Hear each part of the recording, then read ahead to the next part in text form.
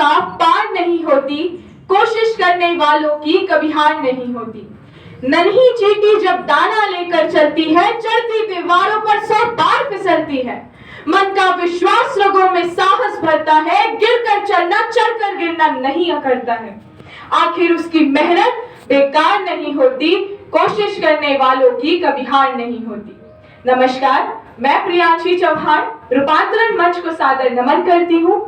स्वामी विवेकानंद जी के बोध वाक्य को प्रतियोगिता के माध्यम से युवाओं में एक नई सोच और मजबूत इरादों के साथ अपने लक्ष्य को प्राप्त करने हेतु एक दृढ़ विश्वास पैदा कराना है। स्वामी विवेकानंद जी का बोध वाक्य, अपने इरादों को मजबूत रखो, लोग जो कहेंगे उन्हें कहने दो, वही लोग एक दिन तुम्हारा गुणगान करेंगे, ने मुझे बेहद प्रेरित किया है। स्वामी विवेकानंद जी द्वारा कही गई हर एक बात, हर एक विचार हमें शिखर पर ले जाते हैं। उनकी कही गई हर बात हमें सफलता प्राप्त कराने के लिए प्रेरित करती है। इरादे मजबूत हो और नियत साफ हो तो मंजिल तो अपने आप मिल जाती है।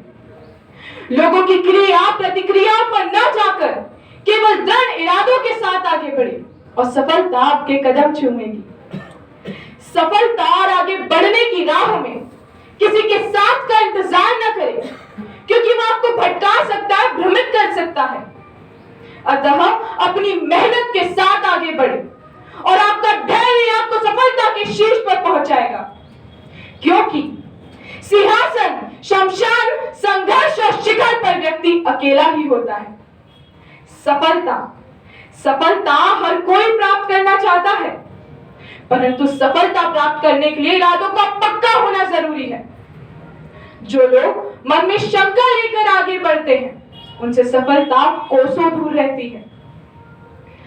लोग आपके रास्ते में गड्ढे खोदने दो, परेशान करें, करने दो, मगर आप परेशान मत होना, क्योंकि ये वही लोग हैं जो आपको आपके जीवन में आगे बढ़ने का रास्ता दिखाएंगे।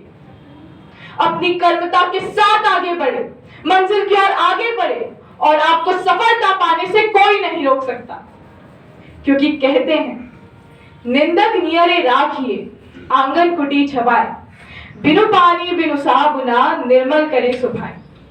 संसार में जितने भी सफल लोग हुए हैं, वे सभी साधारण ही रहे हैं। यदि हमें भी साधारण व्यक्ति से असाधारण व्यक्तित्व की ओर सफर तय करना है, तो सर्वप्रथम मन के उस भय से लड़ना होगा जो हमें हमारे लक्ष्य को प्राप्त करने से बाधित करता है।